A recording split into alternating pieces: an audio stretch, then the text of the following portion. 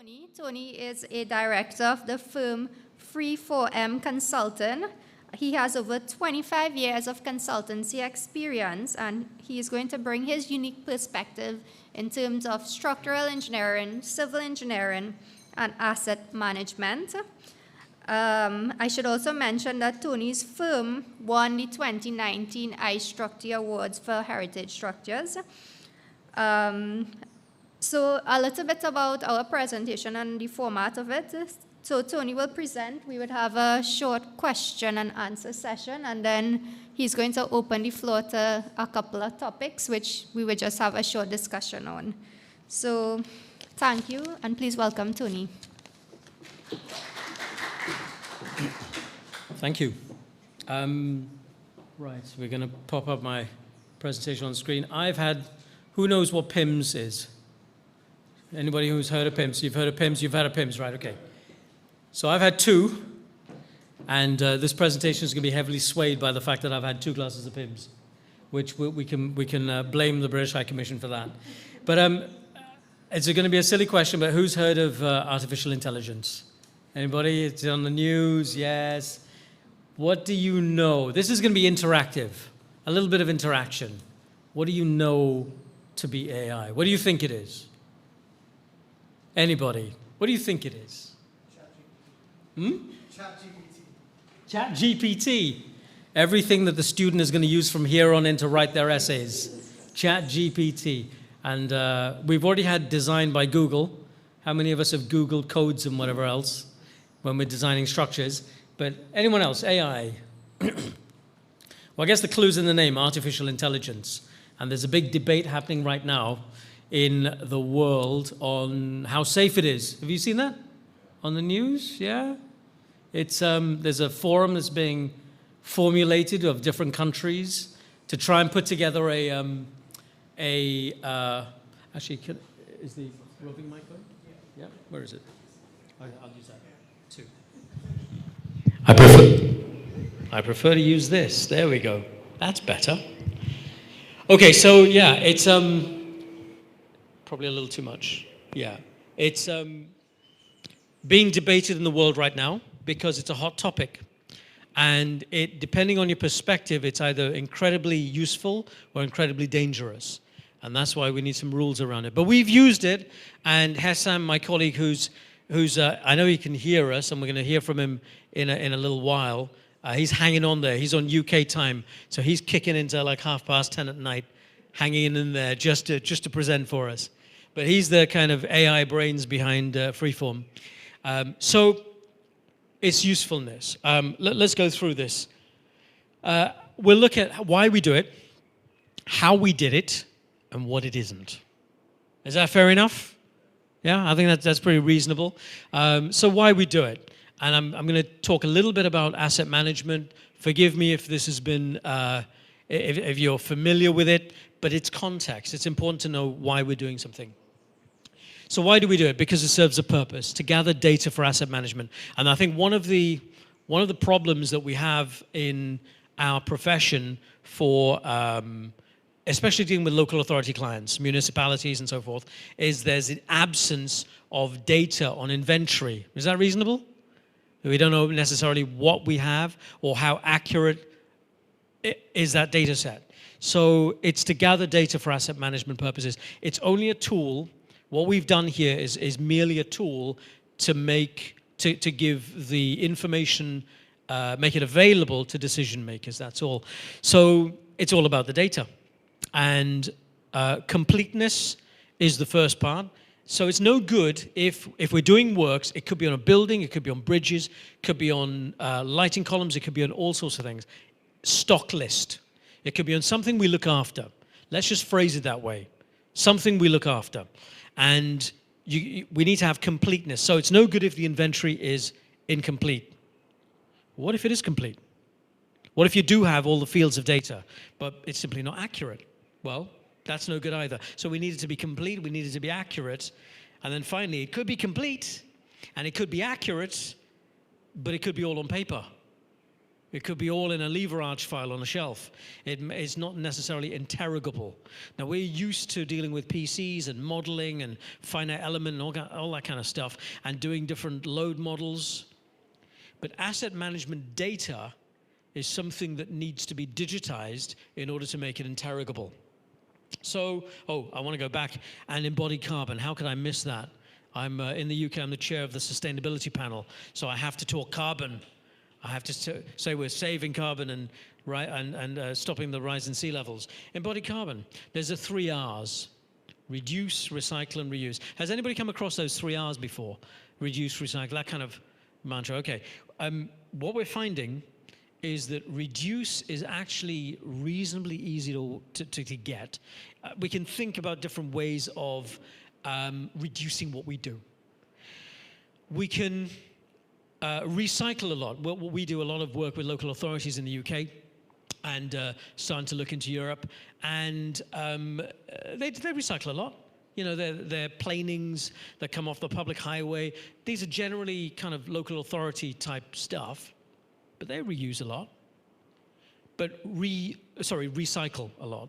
But reuse is a difficult one, because to reuse, they've got to take it up, store it somewhere, clean it up, make it safe, keep it there until they may use it one day somewhere else. So work is happening now on the reuse side, but asset management will reduce embodied carbon, and we'll look at how.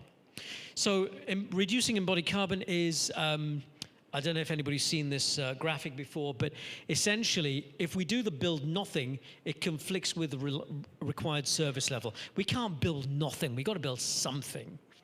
And invariably, you know, we've accepted that. We're going to have to keep building stuff. However, we can build less. Now, there might be prestige issues, which means that what we do have is kind of aging and fading and looking a bit iffy, and it's not so prestigious.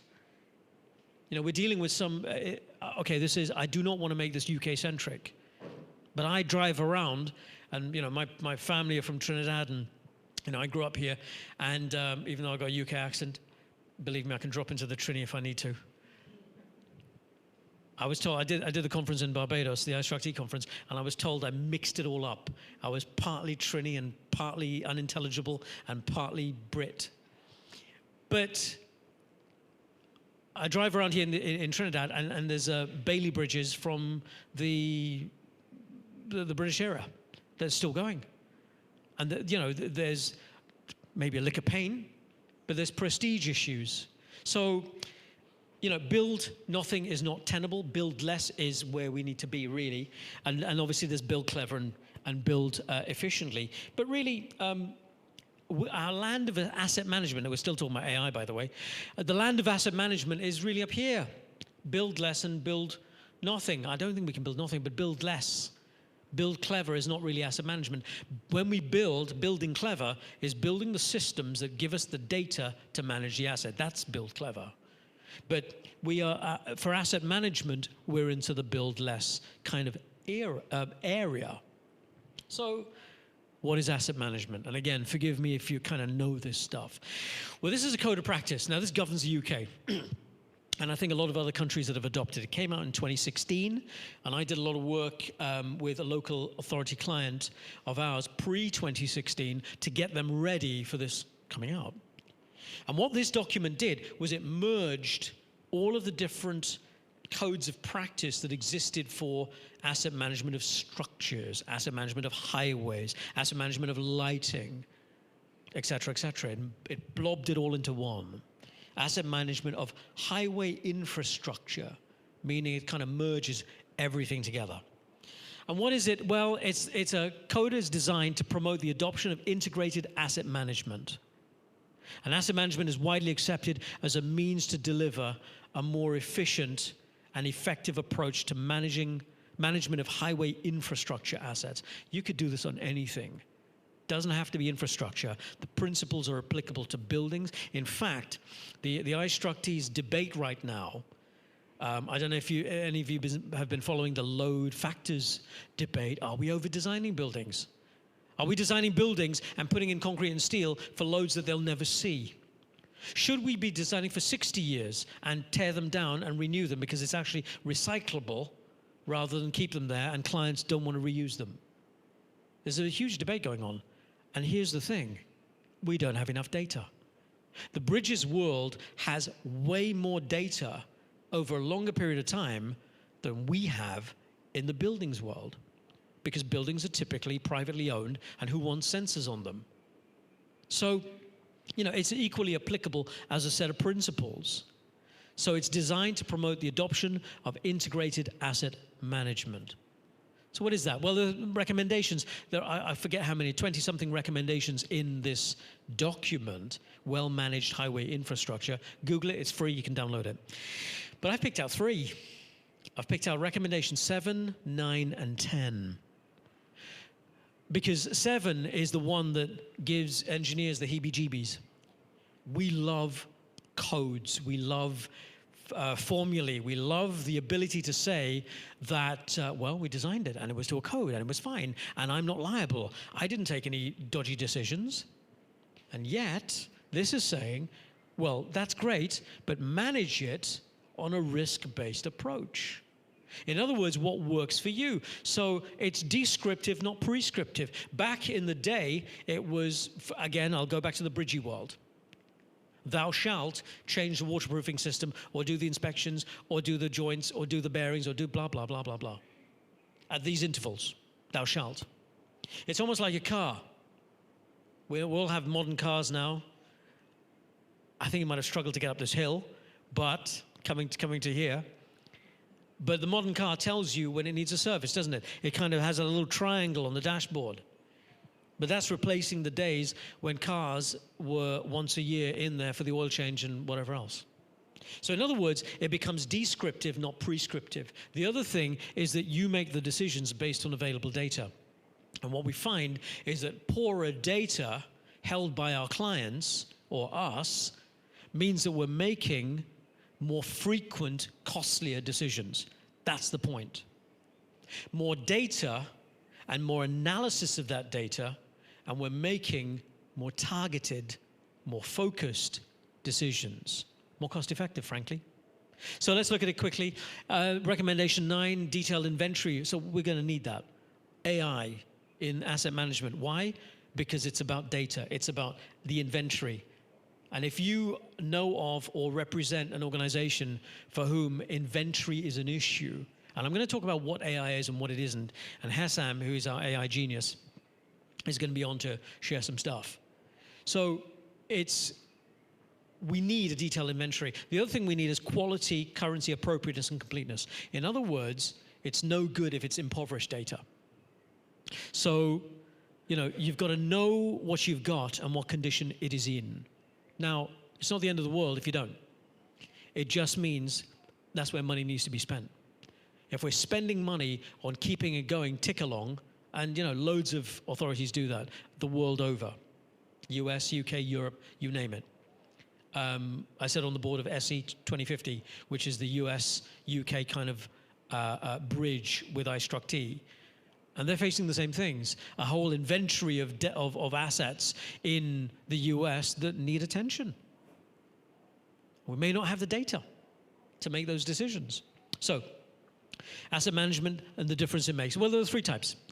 There's short-term, basic, and asset management. So we've got 4 kind of criteria down the bottom here, and we're going to gauge each of these 3. I imagine a lot of people understand and know and are aware of short-term reactive, don't we? It's broke, we've got to go fix it. I imagine in this room, because if it's true in the UK, if it's true in Europe, if it's true in the US, it'll be true here, that there isn't much preventative maintenance in terms of a program. Or if it is a program, it isn't a data-driven program, it's a time-bound program. Well, we've come to the 6th year, let's go and do that. Does it need it? I don't know, but let's go do it anyway, because that's what needs doing. So let's look at the first one, asset short-term reactive. Well, it's basic. You might kind of know where stuff is. You might sort of know where the condition of it, maybe. But the overarching criteria is that second one, service level. we're just going to go to the bare minimum. We're just going to go to what we need to do in law to not kill anyone. All right, that's about it. So that's the short term. Well, what does that deliver? It delivers poor value for money and is likely to lead to increasing maintenance backlog because stuff breaks and it goes on a register and then it gets fixed, but that backlog is quite large. So what's the next one? Basic asset management. Well, we have a decent inventory, not brilliant, but decent. We've got asset condition and performance standards defined. If something goes below a threshold, we intervene. Not failure. Failure is not the threshold, but a threshold. And it'll give you the tools to do a 5 to 10 year forecast, kind of strategic, high-level stuff. But then, so it's a good understanding of understanding assets and their condition. You can target resources. If the first one was about just dealing with what breaks, then the second one is being able to target resources a bit better. That's all. Then we got the third one, which is the kind of gold, is full asset data. And that's where the AI came in for the example I'm about to give this evening. So full asset data, outcome is customer focused or client focused or members of the public. Work planning is forecast, financial forecast, computerized tools, and deterioration modeling. Just give me a quick show. Deterioration modeling, who's kind of come across that? Okay. Deterioration modeling is what you do with your car, if you run a car, because I gather there's a student in the room, so may not have a car. It's what you do with your car, which is, we do deterioration modeling, which is, I can hear the brakes squealing. They might be able to go a bit longer before I need to do something and not kill anyone. That's deterioration modeling. It's, I've checked my tires, they're a little bit bald. I'll get away with it for maybe another 500 miles. That's deterioration modeling. You have dictated how long it's going to go before it's deteriorated and before you intervene and before you have to put your hand in your pocket. That's deterioration modeling. Well, we can do that. We do it all the time. We do it with bridges. We do it with buildings. We do it with assets, carbonation, chloride attack, chloride contamination, active corrosion within reinforced concrete structures, spalling. At the December conference, I know there was a conference in the UK on rehabilitation of bridge structures, and we were talking about how to specify testing, chloride testing, carbonation testing, and the kind of data-driven decisions before we just go, say, wholesale, rip out the concrete and put it back in, or something else. This is the gold standard where the money's spent on getting the data, and it pays for itself by having the data and making better decisions. Okay. So, robust basis for long-term financial planning. Again, please hear me on this because we made our client very clear about what we did with the AI. What we did was deterioration modeling and everything I'm talking about. And we'll show you that in the case study. But what we said was that it's financial strategic planning. This is not some kind of replacement or work schedule that comes out of it. This is so that you have enough data to know where to target money. Okay, so that's why we should do it, because of asset management. How should we use AI? Well, we're going to look at a case study. So the client has got little inventory information on lighting columns. I'm going to use a lighting column example, but you could do this on anything, pretty much. So in other words, lighting columns, you drive around Trinidad, anywhere, Port of Spain, anywhere, and you've got lighting columns. Some are the timber, some are wooden poles, some are steel, got a mixture. Well, I probably predominantly those two. Anything with a stick in the ground and a load on the top qualifies. So it's not just lighting columns, it's pylons, it's masts, it's flagpoles, it's whatever. If it's a stick in the ground, I'm bringing it under this umbrella. So what's attached to that stick in the ground? Well, it might be an electricity cable. It might be a light. It might be a flag. It might be banners. It might be hanging baskets. It might be signs. No entry signs or highway signs. But they present load to the column and oscillations, fatigue, all sorts of things. So we better know what we've got attached to them if we're going to do any kind of modeling. What is attached to it and what condition is it in? So compliance with GN 22, I'm going to come on with a guidance note 22. I'll come on to that. Because in the UK, there was a shift in the code of practice that took it from lighting assets to lighting structures. Big difference in the legal world. And I'll explain how that was driven. So do they have the capacity? How can they be assessed for load carrying capacity quickly without the need for physical load testing? How do we get all of Trinidad's columns and poles and everything else onto an inventory without driving one and GPSing every one? How do we know what's attached to them without having to go up down a ladder and measure it with a tape measure? How do we know what condition it's in without having to bore a hole on every one and do material testing to know its yield stress? How do we know all that? Well, we use the AI and probabilistic modeling. But I've put a note in there to say, note, this is not a replacement for testing, but a tool to focus testing. So if we did 2,000 columns a year or 200 units of what we're looking after a year, this is a way of coming away from that to say, I've done a lot of work on knowing what I've got and knowing its condition, and then I'm going to step back and say, this lot over here looks a bit iffy. Go back to your car. Maybe lots of things wrong with it, but you will stratify in your mind the health and safety bits, the bits that stop you, the bits that make you go. And so I'm going to spend the money there if I'm going to spend the money. You know, the new alloys can wait. Right now it's brakes. And that's what this is. This is about focusing the money. So what's the driving need? This document here. So this document here we co-wrote with WSP about 3-4 years ago. And this was done for the Institute of Lighting, the governing body for lighting in the UK. So this is the code of practice to asset manage lighting structures in the UK. But the main thing is the word minor structures. You see, that word minor structures didn't exist in the previous version of this. And what law was saying with a test case was a lighting engineer went up in front of the judge and after the lighting column had fallen down on some poor lady's car. Nobody was hurt, I think. And the judge said, so you assessed the column? Yes, I did. And it was fine? Yes, it was. And it was fine structurally? Yes, it was. And you're a structural engineer? Ah, no. So then you're making a decision outside of your competence and training. And so we changed the guidance, and it became minor structures. So how accurate is the current client-held information? This is an example. It's a real example, by the way. And this is all those red dots are a group totaling probably about 3,000, 4,000 of an 11,000 group set of data, of columns that the client had. So it was not pretty accurate in terms of where these columns were. What they certainly didn't have was what was attached to them. No information on the attachments. So we don't know what loads they're subjected to.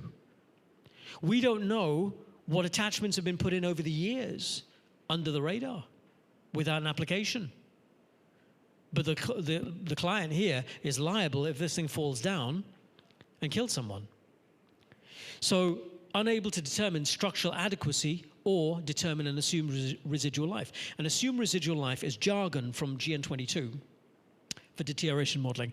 And what an assumed residual life is this. In the world of looking after this kind of structure, and it may be in Trinidad as well, what typically used to happen in the UK is you would go along, get a company to go along and test the column. And they might grab the top of it, brace the bottom, wiggle it, and say, yeah, it's safe. And then give the local authority a certificate for 6 years. And all the local authority was interested in was, I've got a 6-year free of liability. If it breaks, it ain't my fault. I've got a certificate for 6 years. So that's a photograph. And if you wanted to add anything to that column, you have to test it again. Money, time, diesel, people, cost, or everything that goes in with that. So in other words, you couldn't assume a residual life. You couldn't say, well, with deterioration modeling, I lose this much microns a year. It's in an urban environment. It's got that much load. Therefore, it's forecasted deterioration is over this curve. You couldn't do that. So it's not great, to be perfectly honest. And so we looked at information gathering options, and this is where the AI is going to start to kick in. Manual survey, you could do that. That's like walking around Trinidad with a clipboard and a tape measure and a ladder. And manually, with your iPhone, saying, oh, this is the GPS, eastings and northings, that's the height of it. I'm going to measure, sort of, the signs and the attachments. If it's got a lump on it, like a hanging basket, I'm going to guess the weight. That's what that was. And that was going to take, we calculated, about 18 months of survey time in order to achieve just the information gathering. Our proposal was to do LiDAR. Who's heard of LiDAR? Just give me a quick show of hands, LiDAR. All right. Who's got an iPhone? Who's got an iPhone? Give me an iPhone. Right. Your iPhone has LiDAR. If you've got an iPad, it's got LiDAR. LiDAR is just laser. It's a laser beam that shoots out that you can't see, that reads the light when you're taking photographs. But it's basically, have you seen those electronic tape measures with the laser that pops out? Right. Think of one of those that pops out 1 million data points per second with a 0.5 millimeter degree accuracy. That's what LiDAR is. And so we were doing a LiDAR drive-by survey with AI to grab the assets. So you could go out with staff and personnel and sort of get the information, or you could do a 16-day drive-by, Google style, and then use AI to grab the assets with machine learning.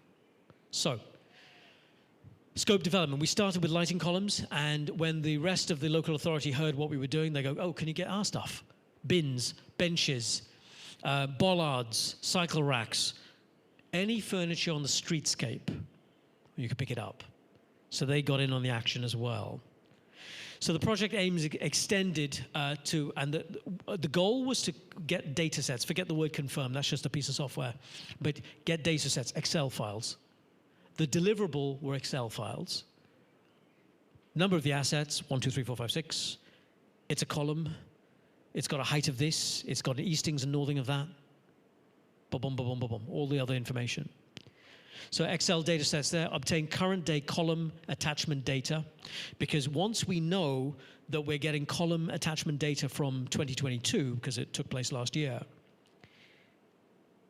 the local authority will have a process in place if anybody wants to add stuff to it. And we're going to show you a piece of software called ColdCheck that deals with that. Okay, so, and run ColdCheck is what I'm talking about at the end. So, carriageway survey, there was that thing. Google style? You ever seen those driving around? So that piece of kit on top is a LiDAR with built-in high-definition camera, 360 with some normal lens cameras thrown in for good measure.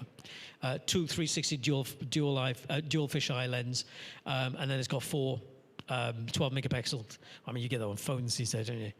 360 point cloud. Point cloud is a LiDAR, which is if you put it in the middle of the room and get away from it, it'll shoot point clouds everywhere and you get a 3D view of the room. That's what that is. So we did 450 Ks of network twice because we did it sort of one lane going, one lane coming. So I think we did about 6, Hessam will correct me on this when he comes on, but it's probably about 600-700. We didn't do all of it dual pass, but it worked out about, no, actually probably about 550 kilometers of driving with 40 terabytes of data, I believe. And again, he'll probably correct me on that. But that's the kit that we used. On the footway, we developed our own in-house stereo cameras. So backpack, guys walking along the footway, because if you look at the van there, our Google-style driving would be blocked by that van, or a bus, or something else. So how do we capture the stuff on the footway? Well, we just did a walking survey with folks with backpacks and 2 stereo cameras, a pair of stereo cameras looking up and a pair of stereo cameras looking down. And then we captured everything and then anonymized it Google style with pixelating faces and what have you. So what I want to show you here is what that looks like when you run the AI. So if you look at that there, this is the driving. And what you can see is that we've trained written the AI, Hessam and his team, to machine learn and pick up bollards, signs, sign circle, bike rack, etc., as it goes down the street. Then what it's going to do is it's going to grab that and populate a database, Excel file. That's all.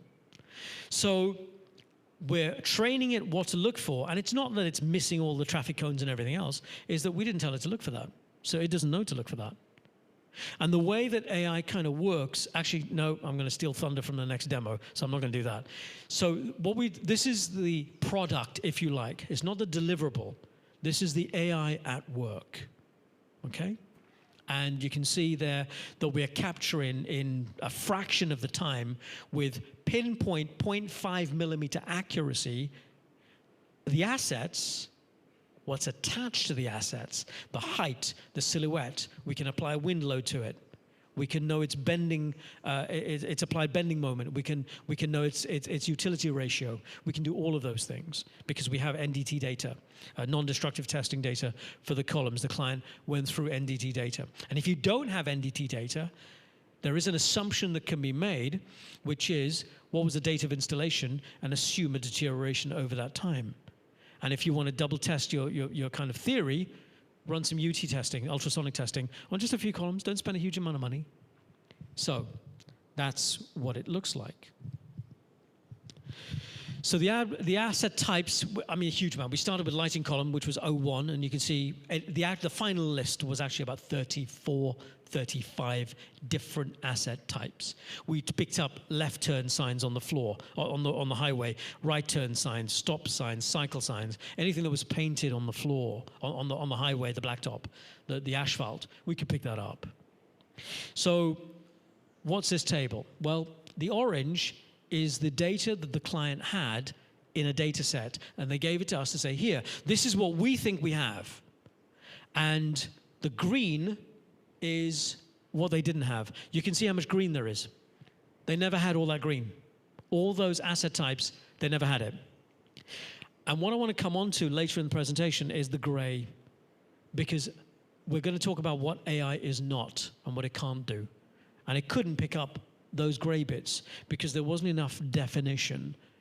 So we can kind of explain how that works. So in other words, you can see there on the left-hand part of the screen, a heck of a lot of data that they got in a fraction of the time. And if you look at this one, so the key thing here are these three in a column here. You won't be able to read it, but gullies, lighting columns, and legible London. You're looking for blue. If you can see blue, blue means I, the client, didn't know I had that asset. And look how many blobs of blue we've got, pretty big blobs of blue. So even though they had some inventories, they were quite poor. And if they're quite poor, you can't do very much with it. It's like going up to the car and saying, well, what do I need to do on the car? I don't know. What condition is it in? I don't know what condition it's in. Well, how do we know what to do to it? So that's the data. What do we do with that? I'm going to fly through this bit for two reasons. One, it's really boring. And secondly, I want to get to the demo. So probabilistic modeling, it was in the flyer, probabilistic modeling. And that's Hessam's strength, but I'm going to try and explain it in my speak, which is we don't know what, we love a formula, don't we? We don't know, you don't know, Trinidad doesn't know what is attached to every column or what condition it's in. So you don't know what load's being applied and you don't know the resistances. But if you had a range between A and B of load and C and D of strength, where that crosses over here is your probability of failure. He's online. I hope I did that justice. So that's your probability of failure there. And we work with, has anybody seen that diagram before? It's ALARP. It's basically a risk-based approach. In other words, there are two ways of looking after an asset. Chuck a load of money at it, and it never fails because you keep changing stuff. Or be more intelligent, manage its condition, and change stuff that needs changing. Well, we all do this. We do this at home. We do this in our lives, which is, that's 1 in a million. If something fails 1 in a million, that area is, it really never fails. All right? It's more than 1 in a million. It will never really fail. That is 1 in 10,000. 1 in 10,000 is, for certain industries, no go. If your pilot said to you when you boarded the plane, you got 1 in 10,000 chance of the engine falling off, would you stay on that plane? And we've had 9,999 flights so far. Sometimes in different industries, it doesn't really work. So airline industry might be down here. They do not have the appetite for failure. Anything above that line is intolerable. For railways, it might be there. We saw what happened in India recently with 3 trains colliding. It was a major deal. You know, the consequences of failure are huge. For my water heater at home, you know, how far do you let that go before we actually do anything about that? And this one, for any married guys in the room, annoying my wife. What is the acceptable limit of failure for annoying the wife? So it's all about risk management and strategic decisions leading to investment policy. It's data-driven. That's basically the story behind that. And I'm going to fly through these quickly. So we know corrosion is initially there. This is in a column on any steel structure. And then what happens is the parent material. So think of that as paint. Paint dies, and then the parent material starts going down. That's your crunch point there when load meets the resistance, the capacity. And so we also used classic deterioration curves. So in other words, if you don't have the data on how fast something really is corroding, or deteriorating, I should say, you can use some classic numbers. In other words, there's no reason why not to do this stuff. So then we have to condition it: excellent, good, fair, poor. I want to know, if I'm buying a car, what condition is it in? Well, the vendor might say it's in excellent condition, and I might think it's in fair condition. We do this all the time in our daily lives, and we've got to do it with assets as well, which is, when is something excellent, good, fair, or poor? And as a local authority or as a client, where do I want to keep that level? Do I want the gold standard? It's always good, excellent, or good, or am I allowed a certain percentage of fair?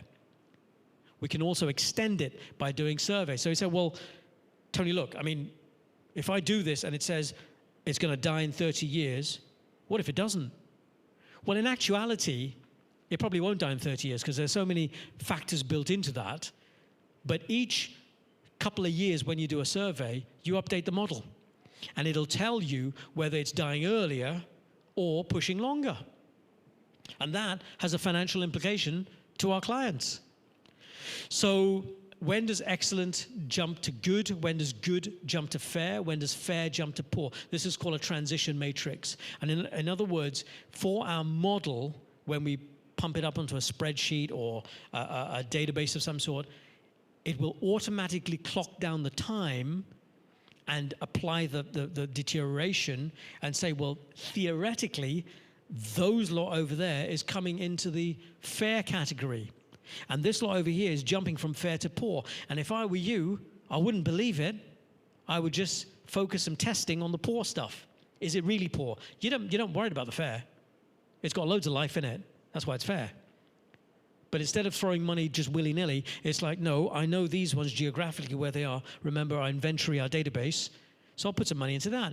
Is that model correct? Maybe the model isn't correct. And we tweak it, and we tweak it, and we tweak it. So the final product was all the green blobs were reconciled using AI and using LiDAR. And compared to where we started on the left-hand side, this is what Hessam on screen is going to show us in a second. This is a representation. Remember I talked about completeness, accuracy, but there's that word interrogability. How much can you play with the information? So this is our software that we developed, but it's not, I was going to say it's not rocket science. There are software out there that you give access to the clients to play with their stock. It's their stock. So with that, we're going to go to the demo, and I'm going to ask Hessam if he is there. This is like Eurovision. Are you there?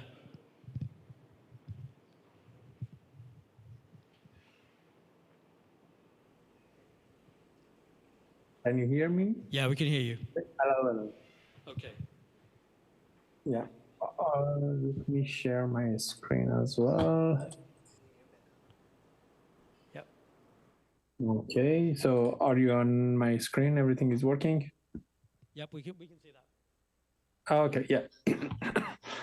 So as Tony said, so we have developed this toolkit to basically show our results and basically have a better way of interacting with the data. So for example, if I click on a column there, yeah, it's taking me to that column, which is this red one. And also we will have the data that is within that column, what type of the column is, where is the location, what material it is, the height, the thickness, the diameter, and then the condition of it. So yeah, and then so also we can see what AI saw when it was doing the recognition. And so yeah, we can see here AI identified these items there. And yeah, so that's how it works. And then so we can also, for the purpose of having to see what attachments are, what things are attached to an item, so we can show, okay, so this one had an attachment here, and yeah, so the system has identified that attachment, or yeah, so there's another example here. Yeah, so this is column, the attachment, and the location of that attachment. Also, so that was for the lighting side, but also we can do other stuff. Say, let's say rubbish bins. So if I go to this one, and yeah, so there is a rubbish bin there. So rubbish bin here. So it shows, okay, you have that one. So if I zoom out, see, show them all the way, or other items, we detected, let's say, benches, for example. So let's see if it's a bench. Yeah, so this one is not, so let's check here. Yeah, so we have a bench detected here. And so basically we have the location of that bench and so on. Tony, shall I go to the call check? Before we go to call check, so if we go back to Orb Viewer, Yeah. right, and we go back to, can you hear me on this? Yep. Okay, two, okay. And so just to explain to the viewers, when we go to, let's pick a bench. Pick a bench. And this is what the client sees on their desktop. It is a web portal software, so it'll work on any smart device. They can do this anywhere. And the idea is that they can play with their assets and interrogate their assets and see their assets. And as Hassam's clicking on something, there you go, the red ellipse is picking up the item that the viewer should be looking at. So there's no confusion with anything else.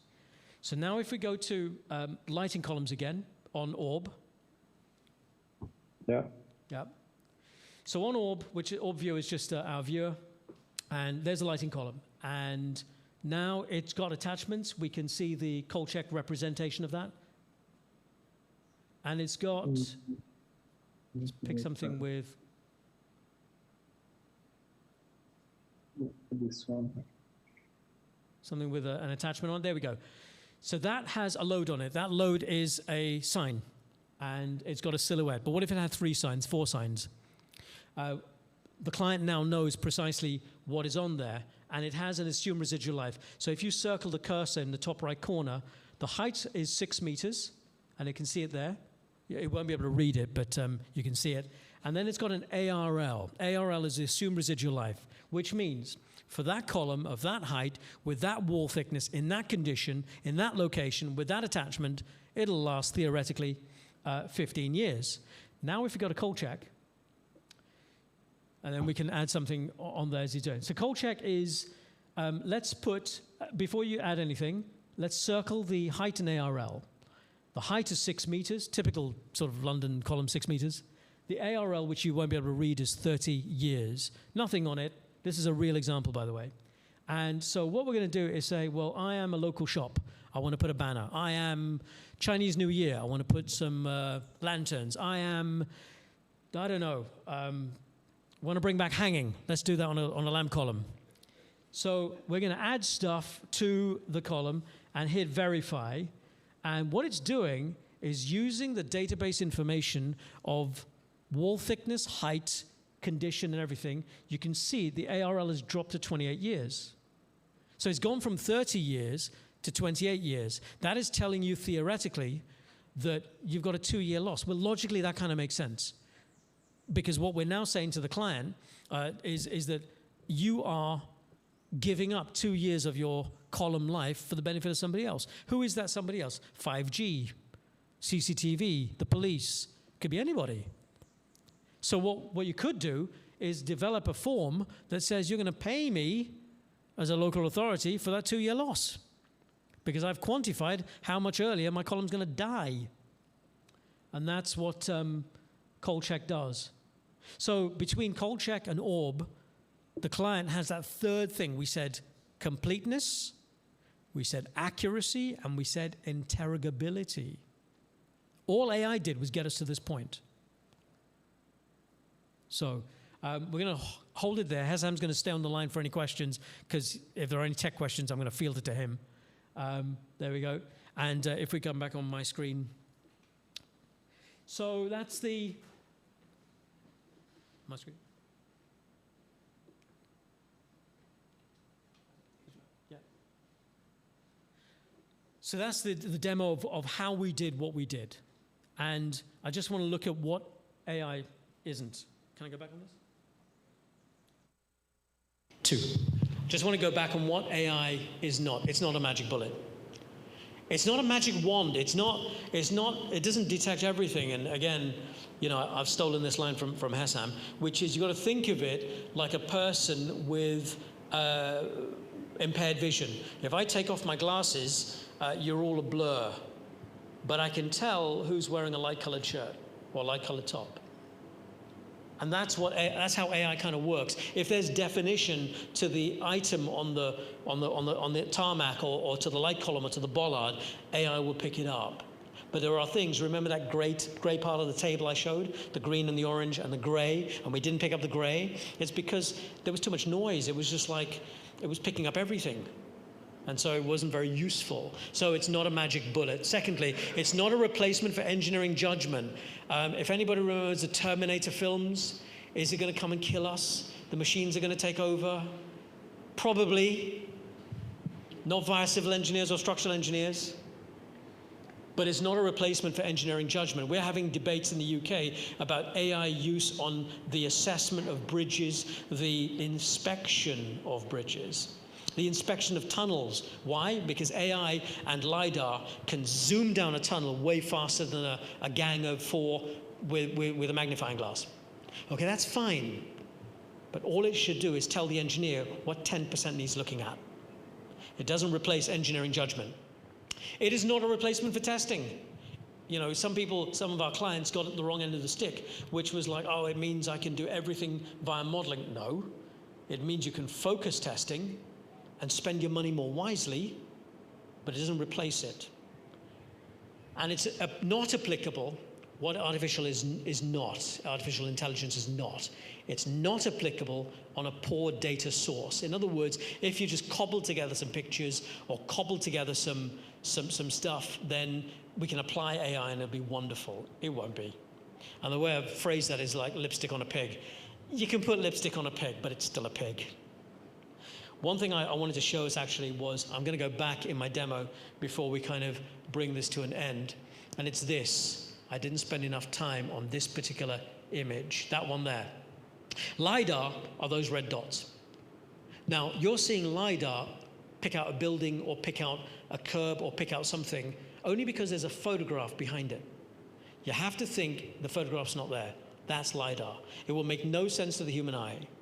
But when you superimpose it on an image, Google style, that point cloud superimposed on that, what we do is we map the addresses of each of those points onto the photograph.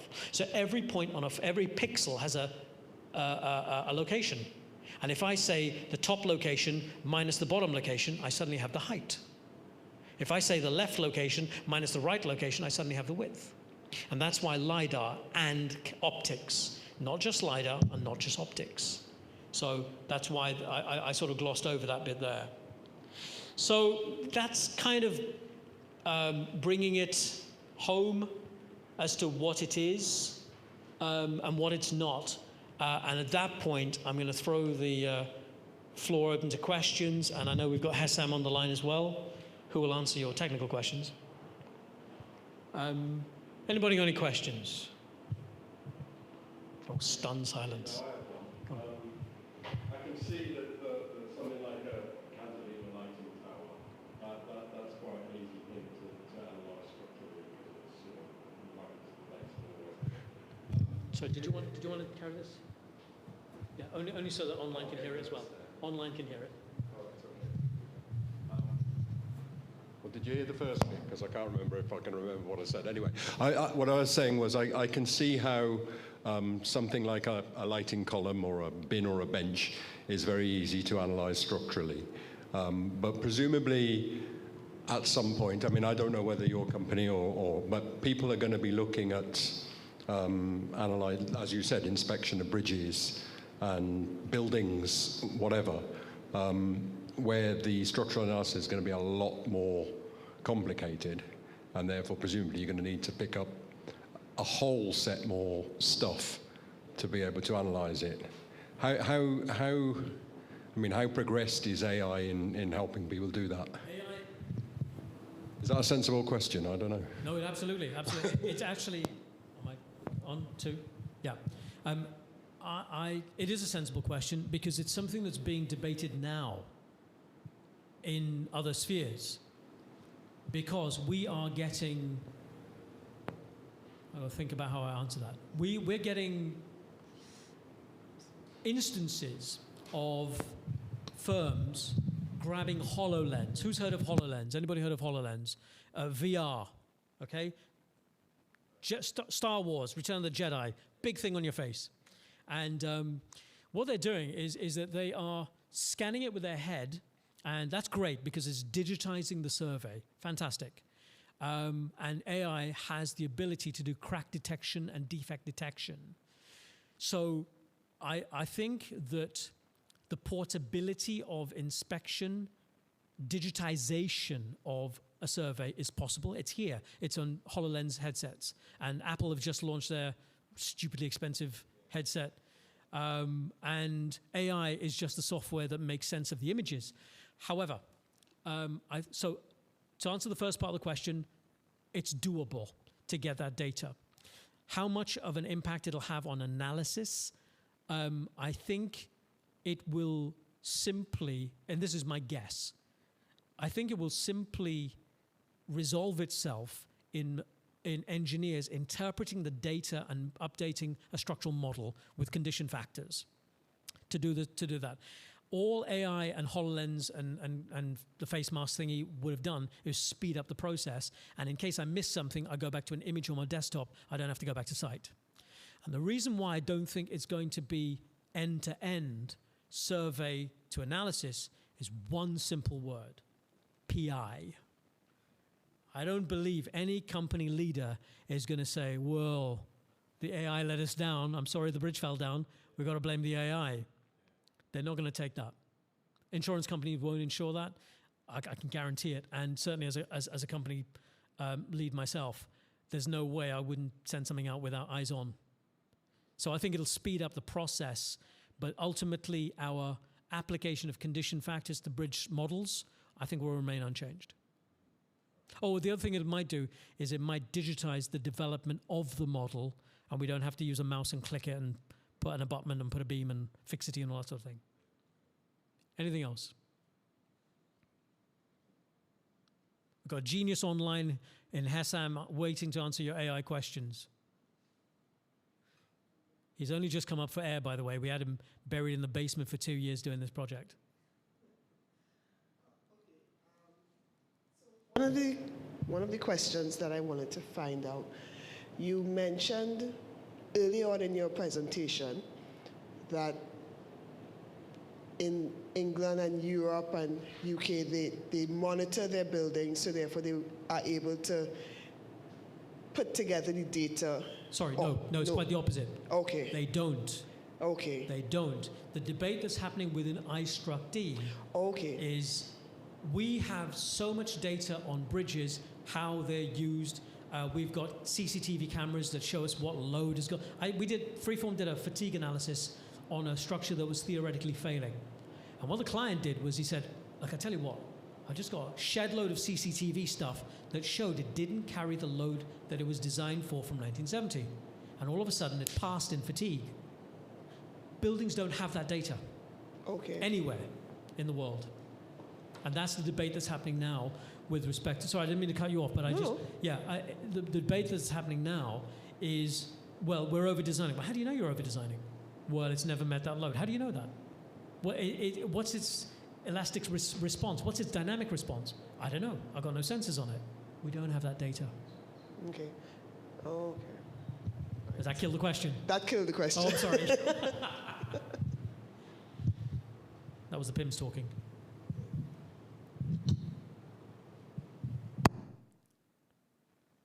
Any other questions? Can we let Hessam go to bed then? Hessam, big thank you. Can we bring him on screen? There you go. Are you still there?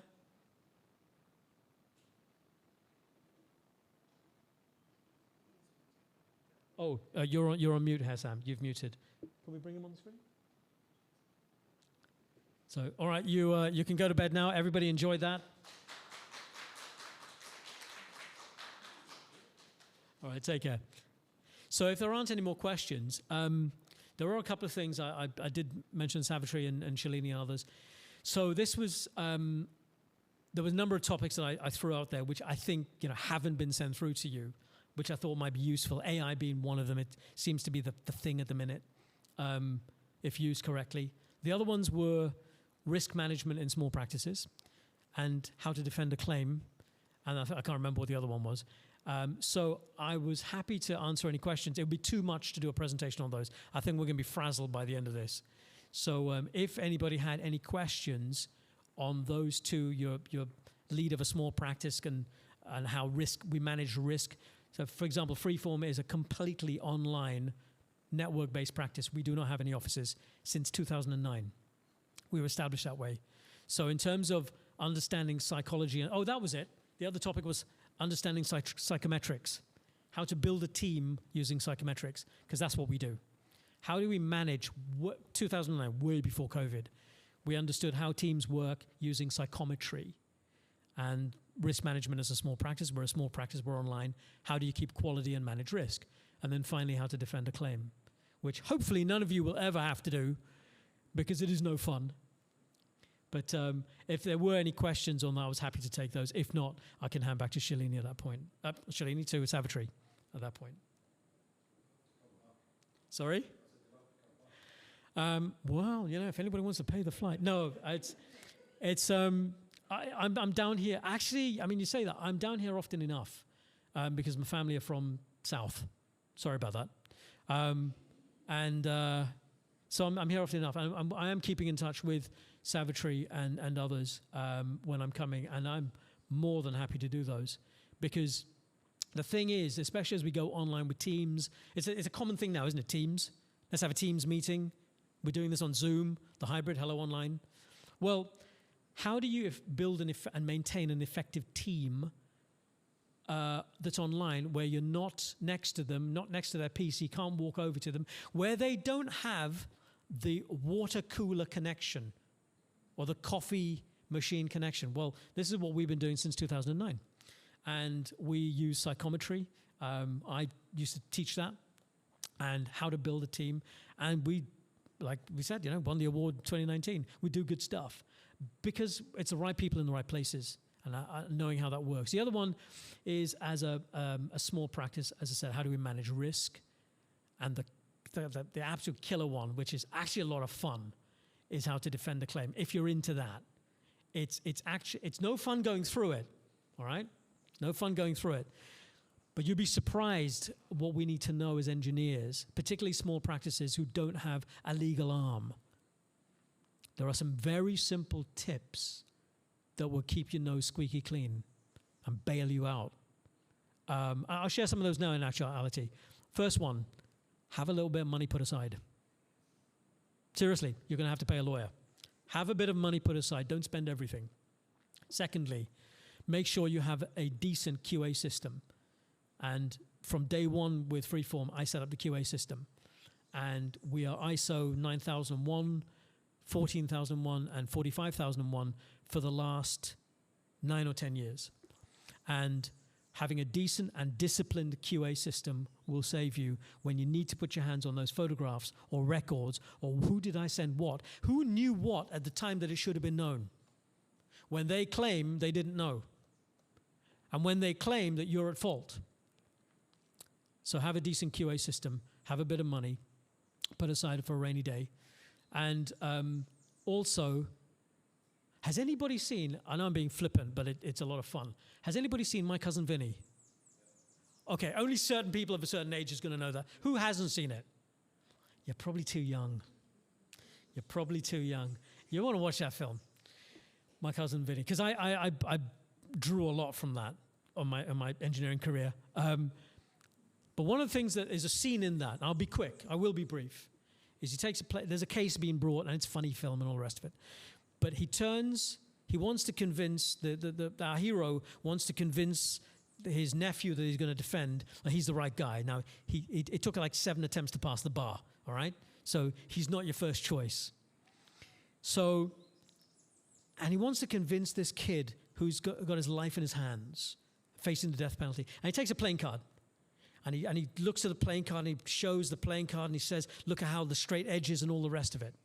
And so that's what the opposition is going to do. They're going to show you that playing card and how colorful it is and the size and how wonderful it is. And then he turned it flat and he said, but we have to show them how thin it is. And that's what happens in a case if you think you've got a good defense. If there is liability, fine. We just recently were emerging from a case that was brought against Free4M, I don't mind sharing it, on something we designed 6 years ago. 6 years ago, we did a gabion retaining wall in a canal. Really easy, actually. Not that difficult, pretty cool. And slope going up from the back of the retaining wall, bottom of the slope, retaining wall, slope going up, house at the top. House has nothing to do with us. Don't care about the house. House is somebody else's problem. It was not part of our commission. Our diligence is to do a retaining wall for where there was a retaining wall and it failed. And we got slapped just before it became time barred. We got slapped with a case and it was like, you have failed miserably. You're horrible. You should go and eat worms. I was like, okay, why? So, well, you failed in your duty of care to do a soil investigation. We did. Well, you failed because the wall wasn't big enough. It was. You failed because the wall failed. It hasn't. You failed because my client suffered subsidence on his building because the soil between your wall and my client's house moved. Not my problem. So in other words, like that film, you've got to show them how thin it is. You've got to keep a clear head. We've also ridden shotgun with colleagues of ours who've gone through claims, small businesses who've gone through claims, and we kind of coach them through it because it's a hugely emotional time. And it's about drawing back from the emotion and tackling it factually. It's enough time to cry afterwards, trust me. But so, yeah, I'll come back and do a talk on how to defend a claim and risk management. I think you'll enjoy the psychometry one, psychometric testing. You know, who's good at what, who's not so good at bits, bobs, why we get on with this one, why we don't get on with that one. Oh my God, they said that again, you can't be serious. Do you not get fed up with spreadsheets? I get bored with spreadsheets. And how we're all different and how we develop teams around that. So we'll have to peg that one for the future, I think. I will hand back to Savitri.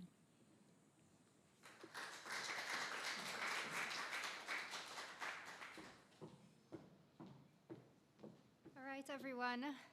Tony, thank you very much for the time, the effort, the energy, and Hissam as well. I know it's very late in the UK.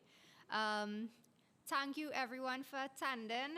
I hope it was informative, it was interesting, and everyone got some insight into AI and how it's being used. Obviously, we don't have a HISAM in Trinidad to kind of create any of that information or data. But I hope it's a lot of you work in government places. I see a lot of young students here who are in industry. And I think we could all learn something in terms of, at least when we go to work, how to improve on the information we have and think about AI in a different way. So thank you very much for attending and have a good evening. We have some drinks and food outside for everyone. Thank you.